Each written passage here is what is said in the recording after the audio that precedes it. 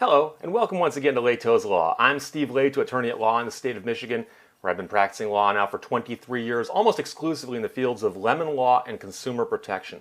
I'm also a frequent writer for Jalopnik's subblogs Opposite Lock and Car Buying, where I often talk about cars, the law, and you.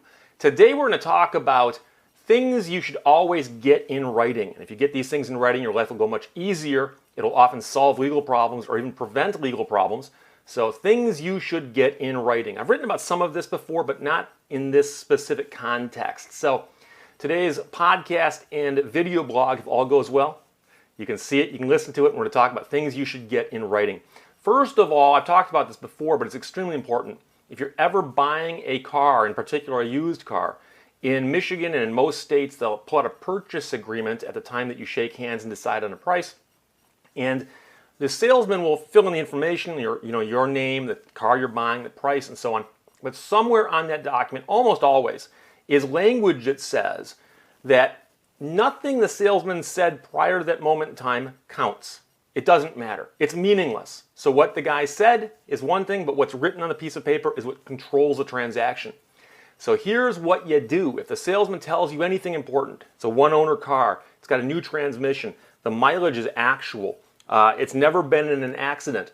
When they say those things to you, make a mental note, and when the purchase agreement gets pulled out and they say, here, sign this piece of paper, there's a little tiny section on it where it says comments or other. And ask the salesman, can we write in this spot that this vehicle is a one-owner vehicle, that's got a brand new transmission, it's got a brand new engine? If the salesman says, no, we can't do that, then you can assure yourself the salesman is lying to you. Those things are not true, because if they were true, they can write them in the agreement. So I've often jokingly called this a poor man's lie detector. So when the salesman tells you things, if you want to rely on them, make sure they get onto that document. I'm here to tell you that 23 years of scrutinizing used car purchases, and I talk to people every single day in my office about used car purchases, I can assure you that almost never is anything written in the comments section on a used car purchase. It's almost always blank. And I've had people tell me that they've asked the salesman, can we put this information in there? And the salesman says, no, we're not allowed to write anything in that spot. Well, the spot wouldn't be there if they weren't allowed to write in it, okay? They could write in it if they wanted to, but they don't want to because they're lying to you. So if they tell you anything important, get it in writing. And there's a spot for it on the purchase agreement. Because when you go to court later and say, hey, I only bought the car because the guy promised me it was a one-owner car, it had a brand new engine, turns out those things are false, the judge will hold the piece of paper up and say, do you see here where it says nothing the salesman says to you counts? You saw that, right? You signed the piece of paper. Michigan law and in most states, it's presumed that you understand what you've signed and you agree with what you've signed. And you can't even say I didn't read it, because that's not a defense. If you signed it, you read it, you're presumed to have read it, you're presumed to have agreed to it, you are stuck with what's on that piece of paper. So extremely important, when they make you a promise during the sales transaction and you want that promise to be kept, make sure it gets written down into the purchase agreement. So that's extremely important. Now, for the flip side of this, if you're ever selling a used car, okay, and I have a lot of people talk to me about this, if you're selling a used car, it's extremely important that you have some kind of piece of paper that proves that you sold someone a car. Now, in many states, the title itself acts as a bill of sale. In Michigan, for instance, there's spaces on there where you fill in your name as the seller and the other person's name as the buyer, and you even fill in the dollar value, although a lot of people leave that blank. But you fill that information out, and that acts as a record of the sale. My point to you is this, because you have to do that anyways, make a copy of it. Nowadays, most printers, scanners, many people have these things in their homes. So if you don't have a scanner in your home and you do this title thing and the person's about to walk off with it, photograph it with your smartphone. You'd be surprised. A high resolution photograph with a smartphone goes a long way. Photograph it, make a copy of it, have something that you have in writing proving that you sold the vehicle to somebody. If you want to do a bill of sale, go right ahead. Go on the internet, search the term bill of sale. You'll find blank ones that you can use. And people often say, well, Steve, where do I get a good bill of sale? When you're doing something like this, which it's not required by law that you have a bill of sale in most states, but in Michigan it's not. The best thing to do is just simply have a piece of paper that spells out what's happening. So you can actually take a piece of paper and write on it and say, I, Steve Lehto, am selling you, John Q. Consumer, my car. Here's the car, here's the VIN, here's the price. and I sign it, you sign it, boom, bill of sale. All it really, the only real purpose of it is to take it into court later or show it to somebody and say, look, I sold this guy this car and this is the price. That's all. So get that in writing. So used car sales, if you're buying a used car, get it in writing. And if you're selling a used car, put it in writing, okay? And be aware of the fact that a lot of people out there might use my advice at both ends of that transaction, meaning that if you're selling a used car on Craigslist, for instance, okay, or you're selling a used car and you're just an individual, you're not a car dealer, the sale is presumed to be as is, which means you're selling the car with all faults, the buyer's getting that car, anything could go wrong with it tomorrow.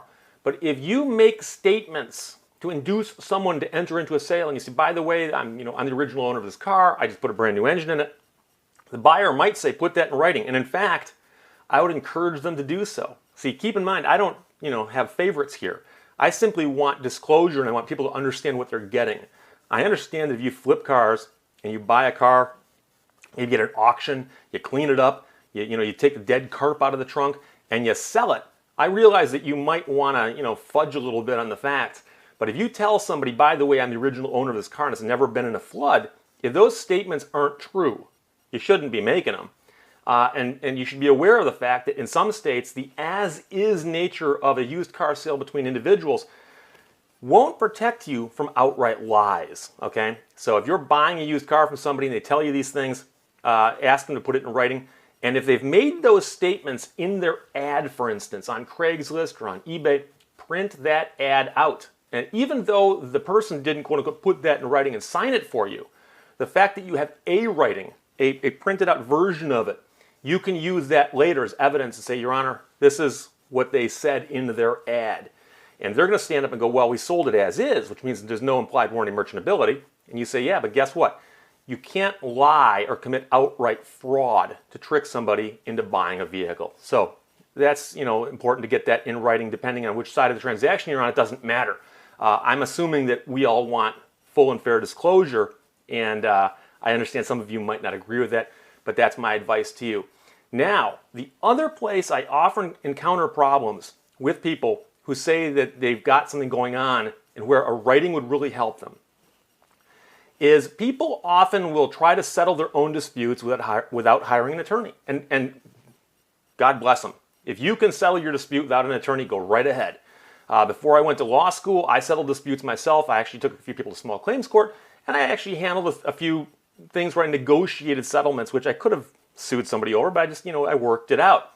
So I get a phone call, and this is a phone call I get, maybe once a month, maybe once every couple months, where someone calls me to say, Steve, I have a dispute where I bought a product and I went to the store and I complained about it, or I went to the dealer and I complained about it, and they elevated my complaint. They said, here, call these people at corporate, call this district manager, call the manufacturer, call somebody, but here's the phone number, you call these people and they'll take care of you. So the person goes home, they call, they get a hold of somebody very, very nice on the phone, and after exchanging information and talking on the phone a bunch of times, the manufacturer or the dealership or whoever it is that it got elevated to says, something, we're going to take care of you. We'll buy your car back from you. We'll trade your computer out for you. We'll do whatever it takes to make this better. I have people who call me at this point in the transaction. They say, Steve, here's the problem. After having that really nice feel-good phone call where they promised to take care of me, they haven't taken care of me. And I'm not sure what to do now because it turns out that they no longer return my phone calls, or I can only get a hold of this person periodically. And so I want to know what I can do at this point to enforce my settlement. And I say, well, the problem is you don't have a settlement because it's not in writing. The fact that you had phone calls, the fact that you had great discussions, the fact that you felt good about what was going on, you can't enforce that because it's simply words that have traveled through the ether. They don't exist anywhere. So I tell people, I say, if you're going to try to settle your own case, and you can, and please do, okay? A lot of these cases are the kind of cases that I couldn't get involved in anyways. There's no money involved in it. You couldn't hire me because it would be a waste of your money. You'd spend more money hiring me to chase a case like that than it'd be worth. So, something, if you can do that, great. So what you do is when you're speaking to the person and you say, look, here's my problem, and they say, well, guess what? We'll buy your car back from you, or we'll buy your computer back from you, or we'll trade you into something better. You say, okay, that's good. Can you please put that in writing and get that over to me? And if they don't do that, or they say they can't do that, you know they're not being honest. Because any legitimate business that makes you a legitimate offer will put that offer in writing. Why wouldn't they? The only reason they won't is because it's not real. And I have people all the time who say, well, Steve, I don't understand. Why would a business string me along? Well, they string you along because they don't want to give you anything, and it's real easy to do. There are companies that actually have call centers that do nothing but take phone calls from angry clients. Angry customers call these numbers all day long. And you're speaking to an operator, probably on another continent, who says things like, oh, I'll open up a file for you. Oh, I've got a claim number for you. Oh, we'll take care of you. Here's your number, call us back in 2 weeks. Well, guess what? They just saved themselves 2 weeks of hassle because you've gone away for 2 weeks. So when they make you an offer of any sort, say, I want you to put that in writing, email it to me, fax it to me, mail it to me, whatever it is. If it's a legitimate offer, they would do that. I've actually had cases before where someone called me up and said, hey, Steve, I've got a defective automobile. And I decided before I just, was going to hire an attorney to pursue a lemon law claim, I decided what I was going to do is I was going to try to negotiate it myself. Because if you read the lemon law in most states, it actually says the manufacturers are required to do certain things. And it doesn't say only if they're sued. It says these are what they have to do for a consumer because this is the law. So I've had a client of mine who called up a manufacturer, sent the last chance letter, sent documentation, and said, I demand a new car. I demand a new car. My car qualifies without question. I demand a new car. So my client then gets a phone call from somebody at the manufacturer who says, we've opened up a file for you. Here's your claim number. And oh, by the way, we will give you a new car. We will take back your old car, give you a new car as required under the lemon law. And my client says, I did all this stuff and I negotiated a settlement, and now they won't return my phone calls. Every time I call them and I get an operator, the operator says, I'm looking at your claim number here, I'm looking at your file, and it looks like we've resolved this. We've offered you a new car? And they say, yeah. They say, I'm not sure why this hasn't happened yet. Let me make some phone calls and I'll get back to you. And of course, they never get back to them. So this client of mine calls me and she tells me this story, and I said, well, you understand that they're jerking you around because they never put it in writing. And now one of the things I like to point out to people is they have to put the right thing in writing. And I told this to my client and I said, you didn't get it in writing. She said, no, that's the weird part, I did. I go, what do you mean you got it in writing? And she said, well, let me send you what they sent me. And so she had anticipated this, and she had asked them, when they offered her, they were going to give her a new vehicle. She said, can you put that in writing? And they said, yes. And they sent her a letter. It was a 2-page letter. And it was on the letterhead of the manufacturer. And it has a department there that appears to have authority. And it says, Dear Mrs. Consumer, we've reviewed your claim. You're entitled to a new car. We will work with you towards that end. Signed sincerely. And there's a signature at the bottom, which sounds like a made-up name, by the way. I've noticed that a lot of corporate people have made-up names, but that's another story altogether. And she said, so I've got this letter that says they're going to give me a new car. But it doesn't say who to talk to, it doesn't say how to get the new car. All it says is, we will give you a new car. So I'm looking at this letter and I'm like, wow, I've never seen this before, because they almost never will put it in writing. And so I actually contacted my friend who's the defense attorney for that manufacturer, and I said, I've got this letter where they admit my client's car is a lemon. And he goes, oh my God, I've never seen one of those before either. And I said, well, do we really have to sue you for this? And he made some phone calls and he came back and he goes, yeah. And I go, well, I'm curious, what is their story on this? And he said it's simple. Their story is that the person who wrote that letter either didn't have the authority to write the letter, or the letter was more of like what they wanted to do. They were hoping they could do this, but it wasn't a firm offer. And I don't want to get into law school 101 here, or contracts 1, but in the world of the law, if I tell you something, it's not necessarily something you can simply accept and turn into a binding contract. There's certain things about offers and acceptances and exchanges of value that aren't important to our discussion here, but they basically said, look, the letter we sent her is not enforceable. It was simply something that we sent trying to work out something. And if you read the letter, that letter was as specific as it could be. You are entitled to a new car and we will get you one. But nowhere on there was an acceptance line, for instance. It didn't say, I accept this offer, here, let's go from there. So when you want something reduced to writing and you get it, take a look at it and see if in fact it actually obligates them to take care of you. And the person who wrote the letter for the manufacturer, in the case I just told you about, had tap danced around what they were going to do for this person, but it basically did say you're entitled to a new car.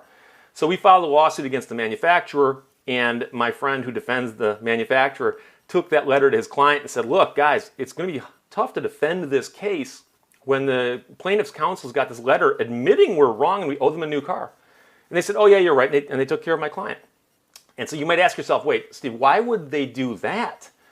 And my suggestion to you is that for every person out there who got one of those letters, and so let's say they wrote 10 of those letters, how many of them actually hired attorneys to try to enforce that letter? And I have a sneaky feeling that there's some people out there who didn't. So anytime the manufacturer, the dealership, whoever it is stringing you along, they're doing it to waste your time. They hope that eventually you'll give up, you'll get bored, you'll get tired. Maybe your car will get in a car accident and get wrecked. You total your car out, you might lose your claim. So who knows? Time is on their side. Anything they can do to stall or to run the clock out is something to their advantage. So when you ask somebody to put something in writing, read it carefully and ask yourself, does this obligate them? Does this bind them to give me what I'm entitled to? And if not, call them back and say, guys, I need a letter that specifically says, you're going to do this for me, and you make it as an offer, and I'll sign it and send it back to you, and then we can get the ball rolling. So that's why you want to get these things in writing. That wraps up this week's episode of Lehto's Law. I thank you for listening and watching. This week I've got to salute the people of Oberursel, Germany.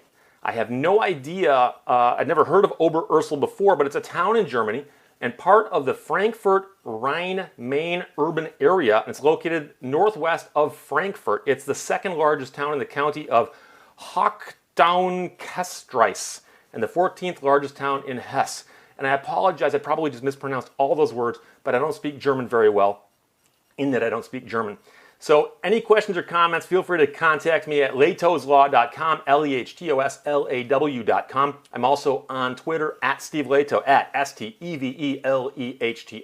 And as always, you can subscribe and rate this podcast on Stitcher and iTunes and watch it on YouTube. Thanks for listening. Thanks for watching. Bye-bye.